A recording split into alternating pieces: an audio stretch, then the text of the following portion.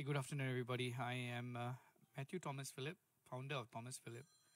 On Fridays, I have a law management series for young lawyers where I share some of the things that we do, some of the things I've learned, and the mistakes that I've made so that I can share with young lawyers who have their own law firms or thinking about setting up their law firms. This talk is going to be pretty useless for people who are veterans in the industry, people who are already veterans or senior lawyers. So it's just going to be more for young lawyers. I'm sorry for the delay this afternoon. I had a court matter which was on Zoom that got delayed. And so what I'm going to be talking about is referral fees and fee sharing arrangement. Now, under our practice, we're not allowed to pay a referral fee. And the reason for that is it will really impliedly be tantamount to touting. That is, if somebody introduces work to you and you pay a referral fee, you will be breaching the rules on touting, and that's not allowed. And that also applies to the fact that another law firm refers work, and you pay a referral fee for that referring work to you. And that's considered that's not allowed. The rationale for it basically is to preserve the integrity of the profession, where essentially the client is not charged for matters that he doesn't know about. So if you're going to charge a client a particular fee, that is what he's supposed to pay. He's not coming to you where he's going to be paying your fee, as well as unknown to him, unknown to your client, he's paying a referral fee to an introducer. So in essence, it's about preserving the integrity of the profession and the relationship you have with the client. The second issue is with regard to independence, whether the person introducing that work and as a result of you having to pay the referral fee will undermine your independence as a lawyer to do the case. So these are basic premises why referral fees are not allowed. Secondly, you can't, on top of that, you can't share fees with a non-qualified person. Again, it's founded on the fact that you're qualified as a lawyer, you practice as a lawyer, and the fee that you earn as a lawyer cannot be shared with somebody who is not qualified. This is, in essence, the basic premise about this case. So what I want to share with you is, does that mean that you cannot collaborate and find a way in which you can collaborate and share fees? And I want to talk about that. Because of COVID, I don't have people in front of me asking questions. So I've actually compiled some of the questions that have been sent to me, and I'm going to be taking them one by one. Number one, what's the difference between sharing fees and referral fees? Our difference is sharing fees with a lawyer who does the work is perfectly legitimate. Referring fees to a lawyer who refers work but absolutely does nothing is not allowed. So this is essentially primarily a referral fee is a fee for doing nothing. A sharing fee is a fee for doing something. So essentially, how do we collaborate with law firms that can work together and yet at the same time have a financial benefit for referring a matter to you? One of the ways that can be done is that one of the ways I do it is basically I charge a fee when somebody refers work to me. I will say thank you very much. I'm happy to work with you, and find a way in which we can work together. Usually, if a lawyer refers work to me, it's because it's their client who has a particular problem. And the way that if the lawyer is expecting some sort of financial reward for that, I'll make it clear to him that, look, I can't pay you a referral fee for doing nothing. But I can pay you a fee for working with me on this matter. And how do I do that? I generally ask them to make sure they attend meetings with the client because it is their client. And I want to make sure that they're comfortable of referring their clients to us for litigation work, which he doesn't do. But he continues to ensure that we recognize and acknowledge that it is his client that we're working on. And therefore I ask him to be present during meetings with the client so that they see a familiar face. They get to hear from him what are the things we want to do. So I basically, he is assisting us in managing the client. So part of the work that we do is having to manage expectations, having to manage the client, and we get help from the lawyer who actually referred the matter to do that part of it. And that we find is useful to us because the management of the client, the managing the expectations, having somebody of comfort that they know, maybe even provide a second view, will all be useful things that will be helpful both to us as a law firm that's doing the work and helpful to the client to have somebody be working with us. So two heads is better than one. Essentially, we have the role and let the client know that he's going to pay the fee that he would have otherwise paid if it was just me handling the matter without two lawyers doing it. So I'll tell the client that, look, since he's doing it, there's certain aspects of it that I can get his help. Even just sitting and and having a second view or listening to my explanation, and because he knows you better, it would be good to have him. So it's not, you're not paying additional fees. So I explained to the client, you're not paying additional fees. You are paying fees to have comfort of a known lawyer that's with you. That's generally how I deal with lawyers who kind of maybe expecting referral fees. Maybe they don't want to say it, they're shy to say it. And I always broach the topic by saying, look, I can't pay you your referral fee, but I certainly can find a way in which we can work together at some space without adding additional burden to the client. And this should be a way that you deal with anybody who is expecting a referral fee for nothing. And one thing that will happen from that is you build relationships on the basis that people can respect that you don't want to pay just a referral fee for nothing. But at the same time, you are prepared to collaborate and share fees without to the detriment of the client. So that's the way that any lawyer who asks for a referral fee, that's how I deal with it. So you don't close the doors on collaboration merely because you just say to them, oh, referral fee is not allowed. I'll say referral fee is not allowed, but I can share fees with you if you work on the matter with me, provided the ultimate result is not extra money for the clients. My second question that I've got is, how do you think referral fees and fee sharing benefit the legal profession? I think lawyers collaborating and putting two heads in one will always be good. And I'm always on the lookout for lawyers that can collaborate with us. I'll give you one example. One of the things I would like to do, and because we've set up this community library, we have a community library right now. So one of the reasons why we've done that is to be able to reach out to smaller firms who do not have the resource of the law firm. And perhaps they're in an area that we are not doing. For example, we like to reach out to all the criminal practitioners who don't necessarily need a very big outfit to conduct their practice. But at the same time, they are also the frontliners for a lot of their clients who have civil work. So rather than they completely say, I don't do civil work, they have an opportunity to say they can do this civil work in conjunction with us and participate in this process.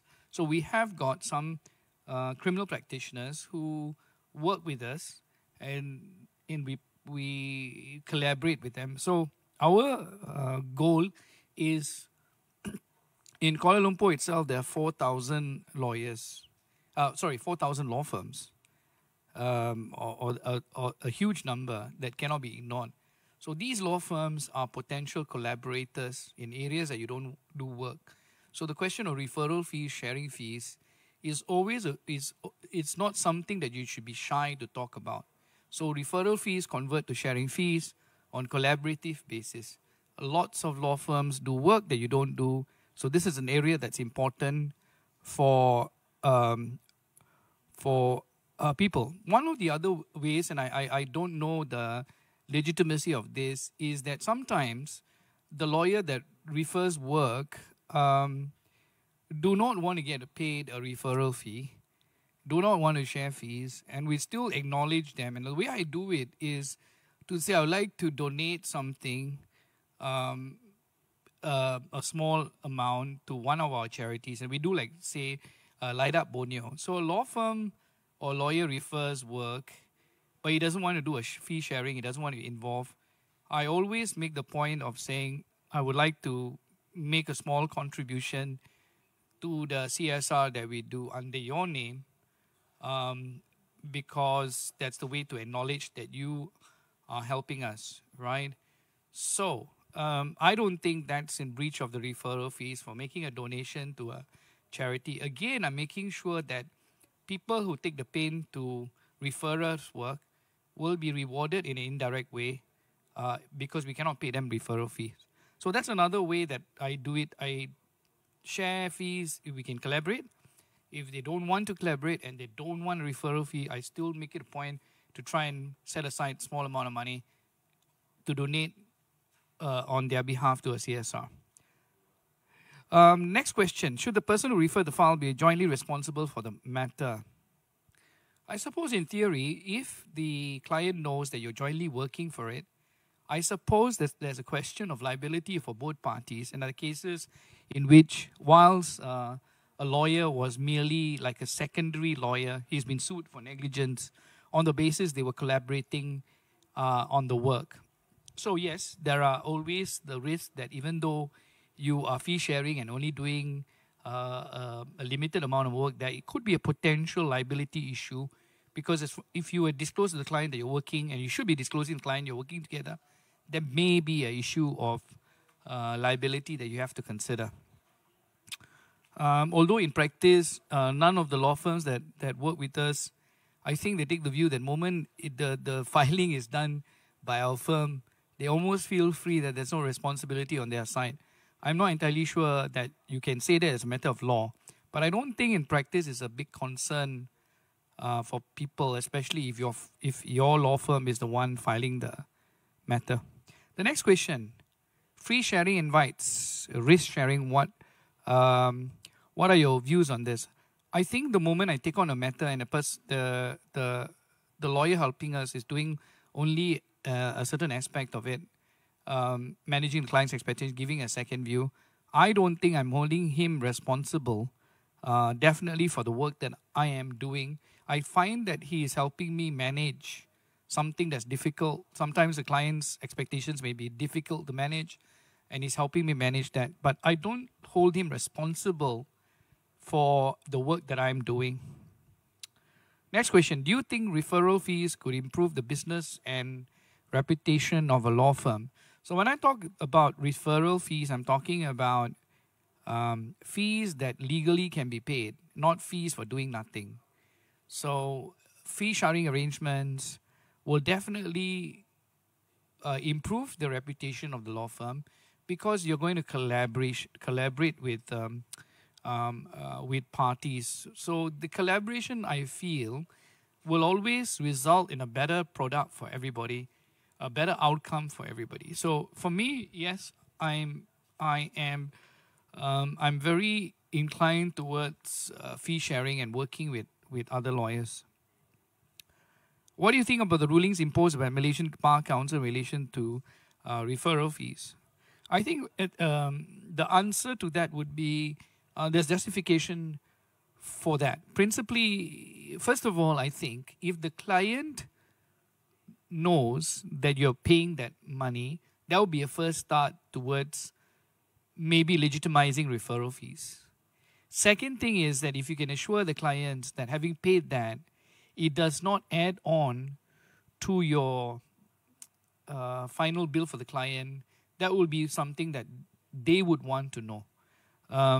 So therefore, the final bill to the client should not be exceeding the one that you would have charged in any event. if there was no referral fee. I think that the Bar Council could possibly look at referral fees again, but with conditions, so that it balances strong views about why that is touting. It balances view that this is not how the profession should go. At the same time, it is more closer to what is realistically happening. That in practice, a lot of law firms or lawyers refer work with the expectation that they'll receive a benefit for doing nothing. So perhaps it's about education. It's about looking at the situation, finding out why that happens, and working towards a situation where it's acceptable but disclosures are made. So my view is, it's any rule that we have should be a rule that can be looked at, reviewed, and improved on. Next question. How does sharing fees benefit small and new firms as opposed to how does that benefit? I think the answer I've already said. Small firms need to collaborate. With no man is an island, and law firms definitely will need to collaborate. And the more open you are to collaboration, the more people will think of you and then want to come and collaborate. So definitely, I think the idea is to promote the idea that you are happy to share fees, to work together for a better outcome for the client.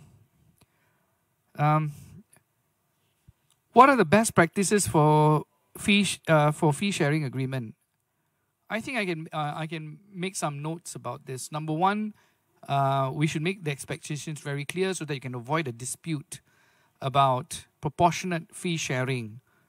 So they can agree on a percentage that they're sharing on the work. They carve out the work that's been done. And if you're collaborating, I would want to collaborate with people who have actually got the expertise.